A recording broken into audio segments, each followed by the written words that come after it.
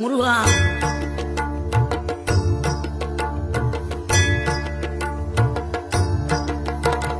ஆறுபடை வீடும் அருள் வழங்கும் முருகா, அருகே நீ ஓடோடிவா.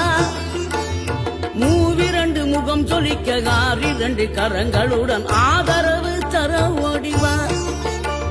ஆறுபடை வீடும் அருள் வழங்கும் முருகா, அருகே நீ ஓடோடிவா. மூவிரண்டு முகம் சொலிக்க ஆறிரண்டு கரங்களுடன் ஆதரவு தர ஓடிவா.